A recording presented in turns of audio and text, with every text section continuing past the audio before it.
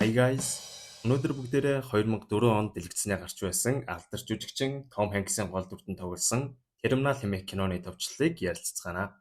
Энэ кино маань болсон явдал дээр үндэслэн хийгдсэн ба жинхэнэ хүн нисэх буудал дээр бүр 18 жилийн турш амьдарсан байдаг. Яг энэ хүнийхэн талаар киногоо ярьж дуусаад төгсгөлд нь та хэдэд сонирхолтой байж магадгүйгээд ярьж өгнө. Одоо кино руугаа орцгоё. Намгүн байсан нисэх буудал дээр онгоц газардсан бололтой баахан хүмүүс Америк руу нэвтрэхээр гүйлтгэх нь гүйлдэж, очрлох нь очрлон бужигналдаж эхэллээ. Энэ бол Америкийн хамгийн том нисэх буудлуудын нэг болох Нью-Йорк хотын Джон Кеннедигийн нисэх буудал. Онгоцноос буусан хүмүүс ч ээлж ээлжээрээ хилийн ажилтнанд пассвортоо шалгуулан нэвтэрцгээж байна. Энэ үеэр тэднийг камераар хянж байсан аюулгүй байдлын газрын дарга бололтой галзан ир тэр хятад жуулчдыг шалга гэж үргэлжлээ. Доотлын ажилтан нь яагаад гэсэн чинь жуулчлаар бөөнөрөө ирж байгаа юм байж нэгж зургийн аппаратгүй явд юм уу гэж авч байна. Үүнээс нь харахад олон жил ажилласан нэлээд чанга нөхөр бололтой. Гэтэл нэрэл нөгөө хятад жуулчид чинь шалгуулах сургаар бүгдээрээ зүгтцгаагаад эхэлнэ. Яг энэ үед Виктор Наварский бусдын адил пассвортоо үзүүлэн Америк руу нэвтрэх гэтэл хилийн ажилтнууд ирснээр та биднийг дагаад явна уу л гэж байна. Ингээд пассворт энтрийг нь хурааж авснаа нөгөө халзан дарагтайгаа уулзуулнаа. Тэгсэн хэлж байна. Танай улсад бослог гараад засгийн газаргүй болсон. Тийм болохоор Америк одоогоор танай улсын бүх иргэдийг орох эрхийг хаасан. Та ч муу адил орох боломжгүй. Буцаагаад явуулъя гэхээр танай улс руу ямар ч нислэг эндээс алга. Тэгэхээр танай улсад бослого намжиж шин засгийн газар чинь байгуулагдтал манай нис буудлын дээр л төрүүлэх нь дээ гэж авч байна. Гэтэл манай Наморск ямар англи хэл мэдэх биш. Yes yes, thank you гэдэл юу юуг гарах нэ. Ингээд нөгөө ажилтнанд бүр дагуулж гараад хоол авах эрхийн бичиг бас жижигхэн пэйж рөгөөд одоогоор та эндээ л хүлээж авахаас өөр ямар ч арга алга гэд ямар ч хэл усгүй манай хүнийг ганцаарнг нь орхиод яваад өгнө. Гэтэл нисэх буудлын заалан дахь зурагтаар Наварскигийн төрсөн нутаг болох Кракожад болж буй бослогын талаар мэдээ гарч байгааг хараад манай Наварский сая юу болж байгааг ойлгож эхэлнэ. Ингээд нэг эмэгтэй цүнхээ хаах гэхэд нь сайхан санаалаа туслах гэсэн биш цүнхийг бүр эвдэж орхино. Энэ үеэрээ карманда байсан хоол авах нөгөө эрхийн бичгээ шалан дээр унгаахад тентхийн цэвэрлэгч Гупаг хөгшин ах хог гэж удаа шүрдчихнэ. Явж очиод миний юм наанчин байгаа гэд дохио зангаагаар шултгаа хэлтэл нөгөө цэвэрлэгч чинь надтай хоёр дахь өдөр цаг товлоод уулз гэд бас их зан гаргана. Хоёр дахь өдөр гэдэг үгийг нь ойлгосон бололтой. За, окей гэд үлднэ. Эндээс харахад Наворский нилээн цайлган тусч бас гэнэг хүн бололтой. Ингээд оройн нисэх буудлаар нилээн алхаж байгаад засвар хийж байгаа бололтой хэсэгт ирээд унтах гэж оролддог. Даанч сандалны түшлэгнүүдээс болоод эвтэйхэн унтаж чадахгүй байсан тул цүнхнээсээ нэг автаар гаргаж ирээд түшлгүүдийг нь аван эвтэйхэн унтаж чаднаа. Маргааш өглөө нөгөө халзан дарга дээр чинь бүр том дарга нэрсэн бололтой. Явж яснаа хэлж байна. Одоо ч би удахгүй ингээд тэтгэвртэй гарах нэ. Миний албан тушаалд чамааг нэр дэвшүүлсэн байгаа. Тэр хүртэл асуудал гаргалгүй хичээж ажиллаарай л гэж байна. Мань халзаагч Бомбаяр. Гэтэл энэ үеэр халзангийн нөгөө камерын дэлгэцэнд Наморский халаад өмсөн алхаж буй дүрс харагданаа. Манай хүн нойлын өрөөнд хэнэгчгүй хамаг юм угаагаал ариун цэвэрч гэж ихтэйхэн. Ингээд өөрийгөө цэвэрлэж аваад хилийн эмэгтэй ажилтан дээр очин пассвортоо үзүүлэн дахиад л Америк руу орох тамга даруулах гэтэл мэдээж юу гэж дарж өгөх боломжгүй гэж хэлсээр байтал манай хүн хэлж байгааг нь ойлгохгүй ахин дахин ирсээр л яг энэ үйл явдлыг харин зогсож буй халзаак энэ нөхөр одоо яагаад хөлбсаар эндээс гарах гэж оролдохгүй байгаа юм бэ гэж гайхан Наморскитэй уулзахаар шийднэ. Өнөөдөр хоёр дахь өдөр болохоор нөгөө цэвэрлэгч ах дээр очин эртэдийн хайсан хоолны бичгээ асуудал өөрөө хоёр дахь өдөр жуулцаараа гэсэн мөртлөө би хоёр дахь өдрийг үзэн яддаг гэд манай хүнийг халгаасангүй. Хэд хоног хоолгүй байсан Наворский аргагүй ихэнд тэр хавийн ширээн дээр хаягдсан жижигхэн бичэн кетчуп энтрээр сандвич болгочихсон идэх гэж байтал нөгөө халзаагч нь ирнэ. Тэгснээ хэлж гин. Тэр хаалганы наан байгаа хоёр ажилтныг харж гин үү? Дараагийн ээлжин нэртэл 5 минутын зай байгаа. Наад хоёр чинь удахгүй наанаас чинь холдно. Тэгэхээр нь тэр хаалгаар гараад Америк байгаа. Одоо л чиний боломж шүү гэж хэлээд явах ч яг үнэндээ Наморскид сайн сансандаа биш. Зүгээр л гарах гэж оролдоход нь барьж аваад нисэх буудлын саадуул хөрөөнд хорих балиар санаа агуулсан байлаа. Ингээд Наморскийг гарах гэж оролдоход нь барих санаатай хүмүүсээ бэлтцсэн хүлээж итэл хаалганы цаана Нью-Йорк ямар сайхан харагдаж байгааг хар зогсох Наморский хууль бусаар биш харин хуулийн дагуу эндээс гарнаа гэж шийдэн үргэлжлүүлэн хүлээхээр шийддэг. Энэ үйлдэлд нь халзаакийн бухимдж байгааг хардаа. Онгоцны үйлчлэгч бүсгүй нойтын шалан дээр халтран унах үед мэдээж Наморский туслалгүй яах вэ? Бас гоорхөн шохорхсон харцаар хараастай. Гэтэл өнөөх нь нэг залуутай үнсэлцээд яваад өглөө. Энэ үед дүр солигдсон нөгөө ааш муутай цэвэрлэгч өвөөч нь өөрийнхөө хоёр найздаа манай Наморскийг тагнуулын ажилд байх. Бид хэдийг тагнуулах гэж тавьсан гэж хэлтэл нөгөө хоёр нь хөгшнийг дэндүү ургуулж таад байна гэж хэлэн тайвшруулна. Хэд хоног хилэн дээр юу ч тавиагүй Наморский хөөрхий хүмүүсийн идж байгаа хоолыг харан шүлсээ залгин алхаж байхдаа тэргээ буцаан байршуулбал 25 цент авч болдог гэдэг зүйлийг ойлгосноор нисэх буудлын эн тэнд орхигдсон тэргүүдийг буцаан байршуулж хөөрхөн хитэн цаас болоод ашгүй нэг хоолтой золгоно. Гэтэл зурагтаар Кракожагийн талаар мэдээ гаргач манай хүн англи хэл таг болохоор юу болж байгааг ойлгосонгүй. Ингээд манай хүн өдөржингөө тэргүүд хураасан мөнгөөрөө англи, орос хэл дээрх номнууд аваад харьцуулан уншсаар англи хэл сурч эхэлнэ. Хэсэг хугацааны дараа нөгөө л эмэгтэй хэлний ажилтан дээр очиход өнөөх нь түүнийг мэдээж оруулахгүй гэж татгалзах боловч тэд аль хэдийн илүү найрсаг харилцаатай болсон нь харагдана. Энэ үйл явдлыг буудлын бас нэг ажилтан их л анхааралтай ажиглан зогсоно. Тэрэг байршуулж мөнгө олон тав тухтай нисэх буудлын дээр амьдраад байгаа Наворскийг харсан нөгөө халзаагч нь бүр тэрэг байршуулдаг ажилтаа авсан байвал яах вэ? Ингээд Наворский хөрхи хаягдал бичэн кетчуп ихнэр өөрийгөө аргалах гээд байж байтал эртээдийн үйлчлэгч бүсгүй Нексүрхий даллаад ирж байх чинь өөрлөөн даллаад байна гэж бодоод тосоод очтол хажуугаар нь зөрснөө эртээдийн үнсэлцээд байсан залуутайгаа учиргүй тэрвэрлдээд яваад өгнө. Орой унтах гээд нөгөө сандлууд руугаа алхаж байтал нөгөө хилийн ажилтнтай ярилцж байхад нь хараад байсан залуу хоол барьчихсан нэг тохиролцоо байна хөө гэж байна. За тэгээд юун тохиролцоо вэ гэтэл энэ залуу тэр эмэгтэй ажилтныг их удаан шохорхож яваан байна л да. Даанч хэлэх зориг нь хүрдэггүй болохоор Наворский бүсгүй хоёрын сайн харилцааг ашиглан өөрийнхөө дурласан бүсгүйн юунд дуртай ямар залуу таалагддаг гэх зэргийг Наворскийгоор асуулгахаар болж оронд нь орой болгон хоол өгж байхаар тохирно. Өлсөж өгөхийн даваан дээр байгаа Наворскийж энэ саналыг шууд зөвшөөрөн эмэгтэй хилийн ажилтан дээр өдөр бүр очин түүний дуртай зүйлсүүдийг мэдэж аваад нөгөө залууд дамжуулнаа. Гэнэт нэг өдөр халзаак Наворскийг өрөөндөө дуудан Америк руу нэвтэрч болох бас нэгэн хувилбар санал болгодог. Хэрвээ Наворский өөрийн эх орон болох Кракожад очихоос айж байна гэж орогнол хүсвэл Америк руу оруулж болно л гэж байна. Эх орондоо очихоос айж байна гэх ганцхан өгүүлбэрийг хэлэхэд л Америк руу орж болох байсан ч Наворский шударга эх орондоо хайртай хүн тул тэгж хэлсэнгүй. Тэгсэн ч болсон юм. Яагад гэвэл эх орноосоо айж байна гэд хэлсэн бол энэ халзаак Наворскийг Америк руу оруулах биш харин ч эсэргээрээ бүр цагаачлалын албанд хүлээлгэж өгөх байв. Энэ халзаакийн арганд дахиад л орсонгүй дээ. Ингээд дахиад хөрхий Америк руу гарах боломжоо алдчихлаа даа гэж бодон зааланд алхаж байтал эртээдийн үйлчлэгч бүсгүй чинь нэг хүнтэй муудалцаад байгаа бололтой уцаар ирж ийснаа уйлаад эхэлнэ. Манай Наворский энэ эмэгтэйг эртээдээс хойш шохорхоод байсан болохоор арга дах санаатай яриа өдтөл нөгөө эртээд их л халуун дотн уулзаад байсан залуу нь гэр бүлтэй хүн юм байна л да. Тэгээд гэр бүлээ сонгон бүсгүйг тоохгүй байсан нь энэ байжээ. Манай хүний англи хэл их л сайжирсан бололтой. Жоох юм яриад л бүсгүй сэтгэлийг дэрдүүлээд авлаа шүү.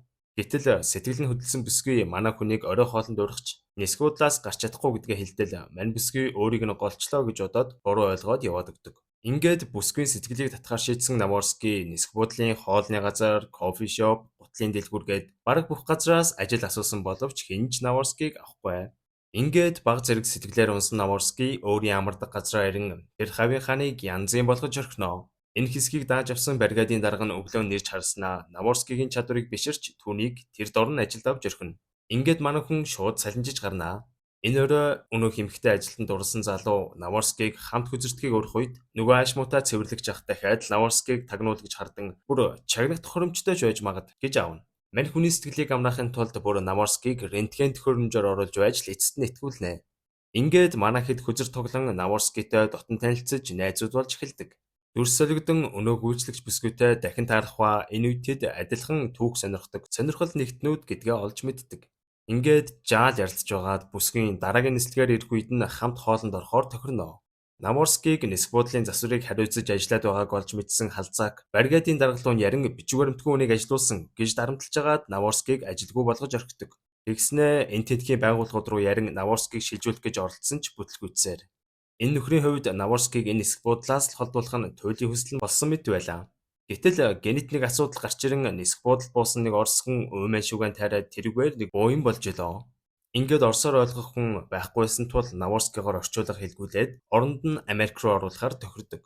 Наворский жирэн юу болсныг асуухад энэ залуу өвчтөе аавда им аваад ирсэн юм байна л да. Тэгсэн чинь бүртгэлгүй юм гээд хурааж авах гээд байсан юм байна. Энийг нь орчуулад хэлтэл халзан дүрмэл бол дүрм. Имээ үлдээгээд яв гэж байна. Оросоор халзаакаас өвдөг сүдэн аавынхаа төлөө гуйсан ч зөвшөөрсөнгүй. Гэтэл Наворский гэнт аавдаа биш Яманда авсныг нь би буруу орчуулад хэлчихжээ гэж авж байна. Ингээд амтны имийг асуудалгүй авч орж болдог тул мань Оросч бөөн баяр болон Наворскийд талархаад сүйд. Эндээс харахад энэ халзаак бол зөвхөн дүрмэл дагаж мөрддөг хүн гэдэг нь харагдана. Амтны им асуудалгүй оруулж болдог хэсгийг ч уншсан болохоор инглээ те.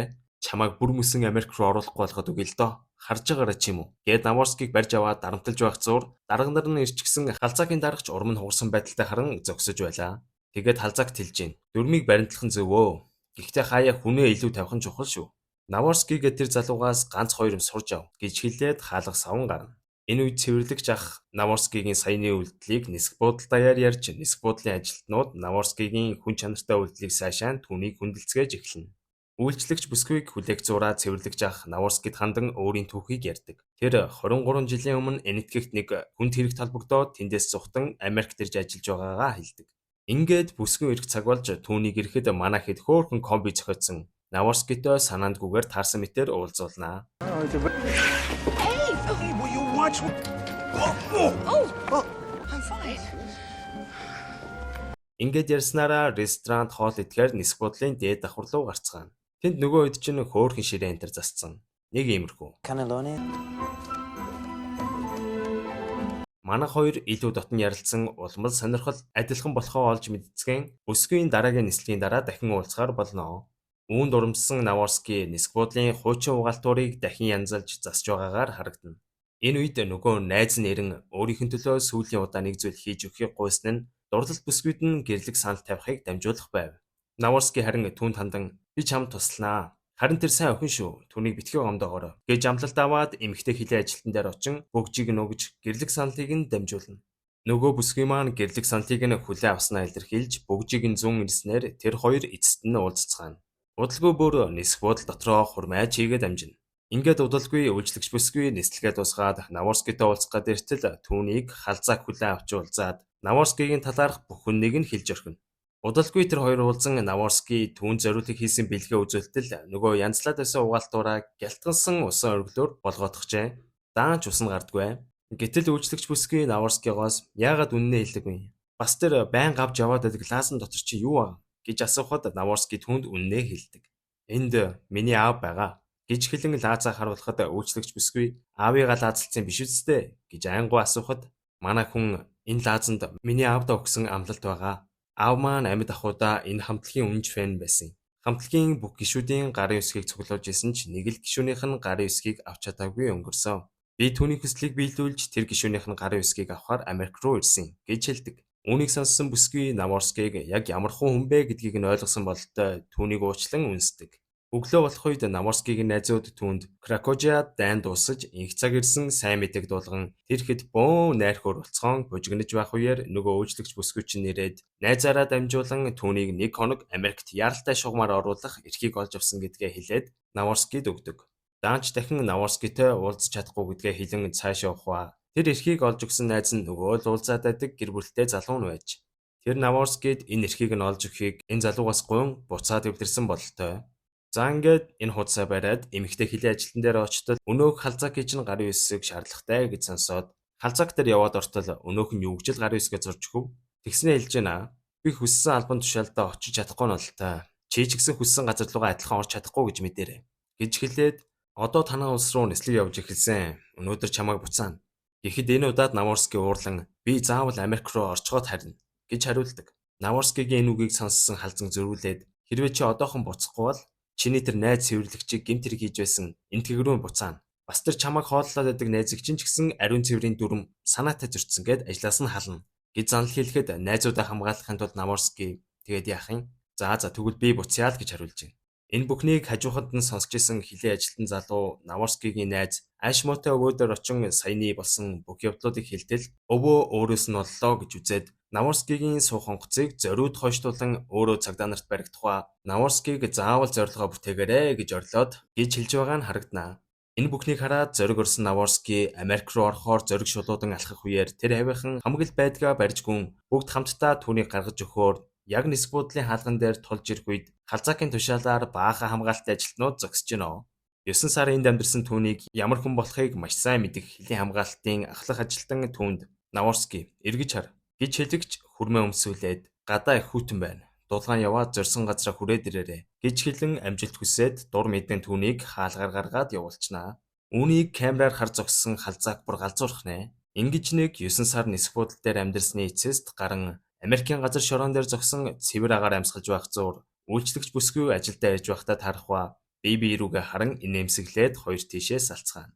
Манай хүн ч жааз хөгжмийн газар аяран уулзахыг хүсэж байсан хүнтэйгээ уулзан гарын үсгийг нь аваад өнөөх лаадсан дахин буцаад такси барин эх орон руугаа буцахаар явж байгаа дүрс гарснаар кино маань өндөрлөө. Бодит түүхэнд юу болсон бэ гэхээр Мехран Карим Насир нь Иран улсын иргэн ба улсынхаа удирдлагын эсрэг тэмцснээс болж улсаасаа хөөгдсөн гэд нэгдсэн үндэсний байгууллагаас цагаатчийн статустай болж Бельги улсад амьдарч байсан ч удалгүй Франц, Англи улсын хооронд их явдаг болсон. Гэтэл нэг удаа английн хэл дээр ирэхдээ пассвортоо алгуулсан тул хэлээр оруулалгүй Франц руу буцаахад Франц ч мөн адил оруулахгүй Чарльз де Гаула гэх буудлын 1-р терминал дээр манер 1988-аас 2006 оны хооронд 18 жил амьдарсан. Түүнийг эдийн засгийн ном уншиж Макдоналдс эдэн радио сонсож нисэх буудал дээр амьдралаа өнгөрөөсөн гэж ярьд юм байлээ. Ингэж явсаар 2007 онд биеийн өвдөж эмнэлэг твцсэн. Эмнэлэгээс гараад Францад амьдарч агаад 2012 оны 6 сард буцаад нисэх буудал дээр амьдрахаар ирсэн ч 3 сарын дараа зүрхний шигдээсээр өөд болсон юм байлээ. Тэгэд мань хүний амьдралаар кино хийх гээд 350 орчим мянган Америк доллар өгсөн гэсэн юм цоо яриа бол яригдсан байлээ. За ингээд өнөөдрийн бичлэгтэй минь хамт байсан та бүхэндээ баярлалаа. Таалагдсан бол subscribe хийхээ мартаваа.